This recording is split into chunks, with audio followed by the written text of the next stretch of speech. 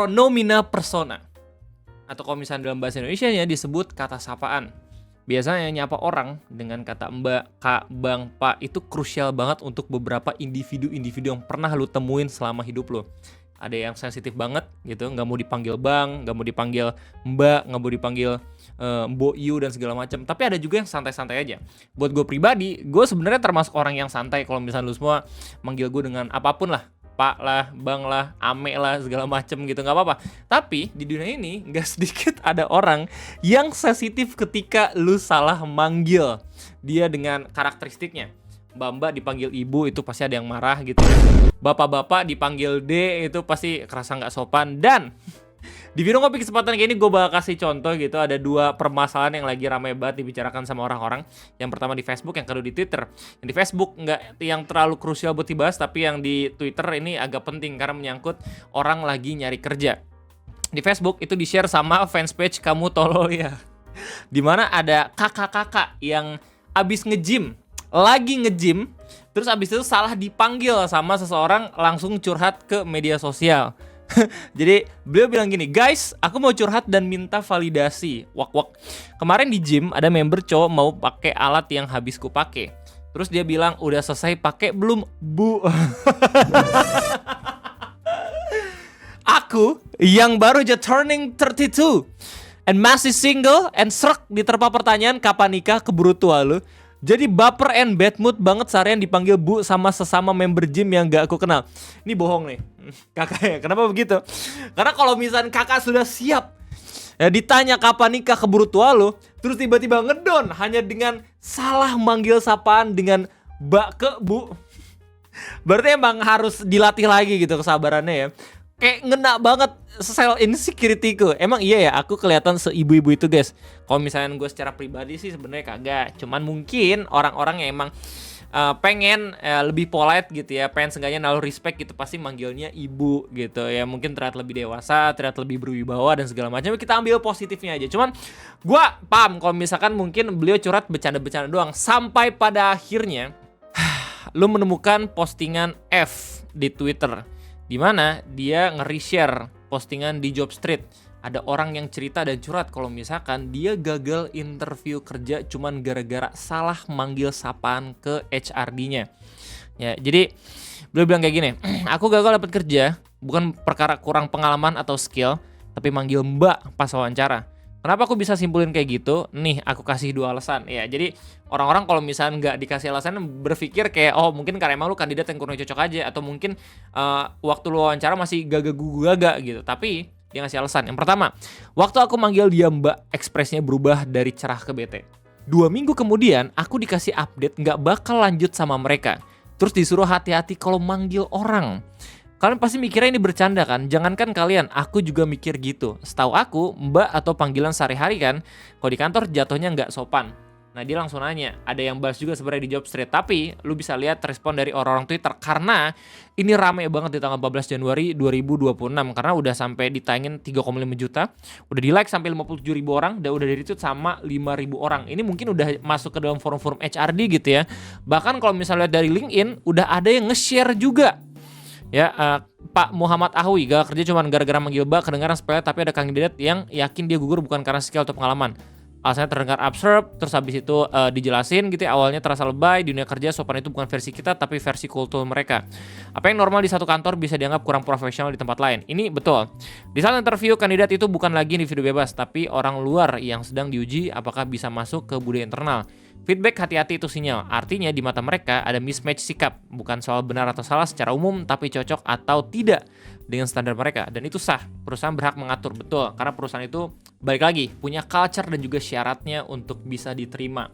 Jadi ya kalau misalnya pada akhirnya si pelamar kerja itu kagak riset dulu bagaimana budaya yang ada di perusahaan, dengan kesalahan kecil pun itu bisa langsung dilolosin, dan itu hak mereka.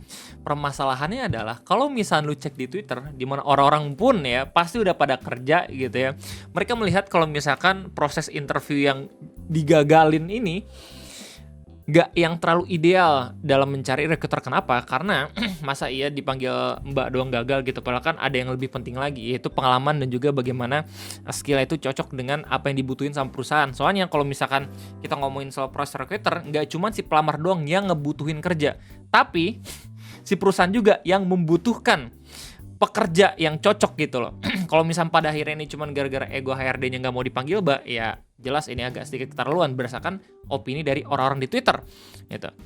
Mas Rizal bilang kalau nggak serak dengan panggilan Mbak itu tuh masalah yang solusinya tinggal dikomunikasikan. Masa nggak ngeluasin perkara gituan doang, prioritas seleksinya ngalahin keterampilan dan pengalamannya. Aneh 26.000 orang yang like. Real, scene apa sih cewek dipanggil Mbak? Emang panggilan Mbak itu buat ART doang. Aku panggil ke kakak cewekku Mbak, panggilnya jadi HRD nggak profesional. Ya kayak kecuali kalau misalnya lu cewek dipanggil Bang gitu. Tapi ada juga kasus ya kalau misalnya lu ikut ekskul pecinta alam gitu ya, banyak banget pasti cewek yang dipanggil Bang. Soalnya itu kayak semacam kind of respect kalau misalkan lu tuh udah lebih strong, lebih kuat dibandingin abang-abangan gitu. Gua ada beberapa kakak kelas gue yang cewek gitu, tapi orang-orang tuh manggilnya Bang gitu, soalnya lebih galak, terus habis lebih tegas gitu dibandingin cowok-cowok yang ada di UKM ya gitu loh. Cari investor, panggil semua orang tua muda dengan panggilan bapak ibu aman dan formal itu panggilan tersopan. Bahkan untuk atasan iya, sebenarnya emang paling cocok tuh ibu dan bapak. Mungkin emang ada kesalahan dari pelamarnya sendiri, cuman balik lagi sebenarnya itu masalah komunikasi. Kampus, makna Mbak bergeser sejauh apa kok bisa ada yang tersinggung? Ya ini kayak udah lu tuh salah manggil Mbak dan Ibu tuh udah kayak lu dari desa gitu ya. Manggil aku kamu di Jakarta malahan pada baper gitu. Soalnya biasa bilang gue sama lu gitu. Plot twist ternyata HRD cowok, ya jelas lah. Kalau saya jadi HRD jelas tersinggung sih. Oke. Terus kemudian ada yang langsung balas di sini, Sugeng dalu Mbak, lo mau ya sampean lanang lers. Oh ya laki soalnya. Getut. Ada yang bilang, kenapa sih anjing manggil Mbak dalam konteks Jawa Mbak dan Mas itu panggilan untuk kakak setara sama Uda dan Uni. Iya mungkin kayak emang di perusahaan beda gitu ya. Soalnya ya jabatan kadang bisa merubah seseorang gitu biar terkesan pengen lebih dihormatin. Fora bilang bagus tahu kayak gini tuh, dia ngebuka boroknya sendiri sebelum kamu masuk perusahaan ini. Bayangin kalau kamu keterima dan kerja di situ bakal sedrama apa keserianmu. Orang yang dikit-dikit tersinggung di kantor menciptakan drama jauh lebih banyak daripada yang kita kira. Iya, bahkan bisa mengurangi bagaimana performa dan juga kinerja lu saat bekerja di perusahaan tersebut anjir. Cuman gara-gara hal sepele sapaan doang yang padahal bisa dikomunikasiin ya, tiba-tiba ya kerjaan lu tuh nggak maksimal gitu, padahal kan itu yang harusnya lebih dicari sama perusahaan ya nggak sih. Tapi balik lagi, semua tergantung sensitivitas orang-orang dalam menilai apakah sapaan itu benar atau tidak gitu ya. Ada yang santai, ada yang justru bener-bener harus detail banget gitu, harus bener gitu. Gue nggak tahu mana yang bener, mana yang salah gitu, tapi gue belajar kalau misalnya nggak semuanya bisa menerima. Well, untuk menutup video ngopi ini kita bakal sama-sama ngelihat berita yang sangat amat lucu yang bahkan udah jadi meme sama Know Your Meme Indonesia. Kalau misalnya ada ibu-ibu di daerah Lumajang yang tinggal di daerah rawan bencana untuk Gunung Semeru, bilang kalau misalkan gunungnya itu harusnya dipindahkan gara-gara dia tuh udah capek banget kena bencana. Ini lucu banget karena banyak banget orang yang nyeriusin anjir, padahal mah ibu-ibu ini bercanda. Ini rame banget, soalnya udah di-share sama Lambe Turah kira-kira tanggal 15 Januari 2026. Bahkan ini pun udah dijadiin meme sama Know Your Meme Indonesia. Viral, Mama Lumajang curhat hidup di zona erupsi, minta Gunung Semeru dipindah. Kita harus mengambil Gunung Semeru dan mendorongnya ke tempat lain. Buat lo sebenarnya nggak tahu ini konteksnya dari mana, ini konteksnya dari akun TikTok TNI in Action ya. Jadi ada TNI yang sedang evakuasi di daerah Lumajang gitu waktu Gunung Semeru lagi erupsi, terus abis itu ngewawancarain salah satu ibu yang ada di sana. Dan ini lucu banget soalnya kalau misalnya lihat dari intensitas dan juga bagaimana ibunya itu ngomong, jelas ini cuma bercanda doang, bukan yang diseriusin. Tapi di kolom komentar banyak banget yang masih nyeriusin, anjir sedih banget.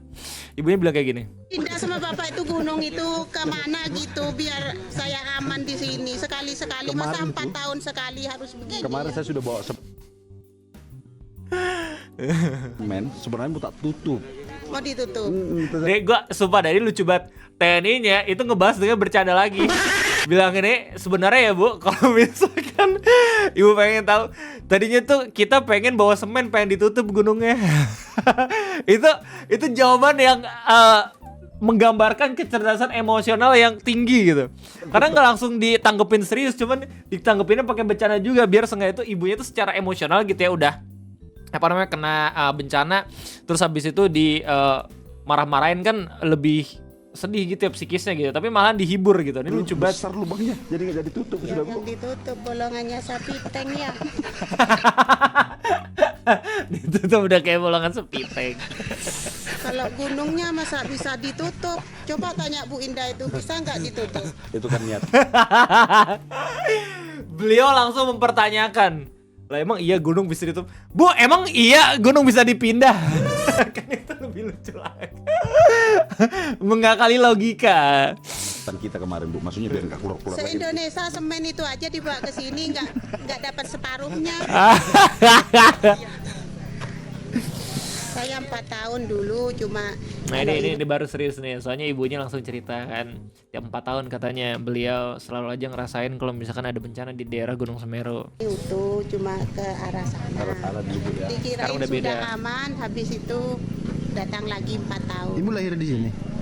Saya lahirnya di sini. Oh, asli sini berarti. Iya. Jadi pahitnya laharan ini cuma sekarang saya tahu batu ini. Gue penasaran ya, kalau misalnya lu lihat dari bencana Sumatera kemarin yang bulan November Desember gitu ya, gue penasaran sebenarnya sama jajaran TNI, soalnya kebanyakan yang kita lihat video-video itu video-video AI, padahal mereka bisa anjir ngelakuin ini gitu, bercengkrama dengan masyarakat, abis itu ya cerita-cerita ketawa ketiwi gitu. Kenapa harus pakai AI sekarang ya? Bener, sumpah dah, itu ngerusak bagaimana kita tuh bisa berkomunikasi secara alami sama sesama manusia anjir. Ya udahlah, aja biar gampang gitu. Padahal kayak gini lebih bisa menggambarkan Suaminya kemana? Ada di. kebaikan dari Ini motor institusi tenggelam gitu ya. kemarin. Ya coba nggak ada ini Pak, saya ikut tenggelam di sini Pak. Untung ini masih ada ini, saya kabur di bawah ini. Kalau cuma saya bawa lari sama kaki ini ya sudah tidur saya sama lavanya. Lavanya sama saya yang lari cepatan lavanya.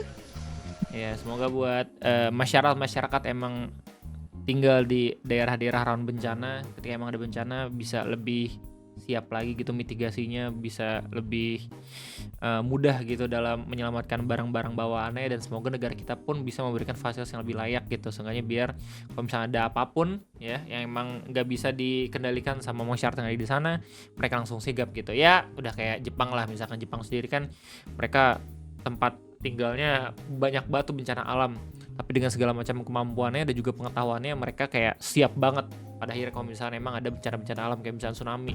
Mereka punya rumah tahan gempa, ya rumah tahan tsunami, benteng gitu. Terus habis itu mereka juga punya radar, mereka juga punya sonar gitu. Kalau misalnya pada akhirnya emang ada gelombang-gelombang yang kagak beres, mereka dalam hitungan beberapa detik gitu ya bisa langsung ngasih tahu untuk evakuasi. Itu keren banget sih.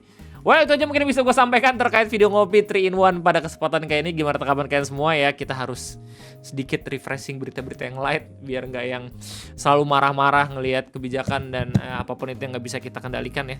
Terima kasih banyak udah nontonin. Sampai jumpa lagi di next video ngopi. Bye bye.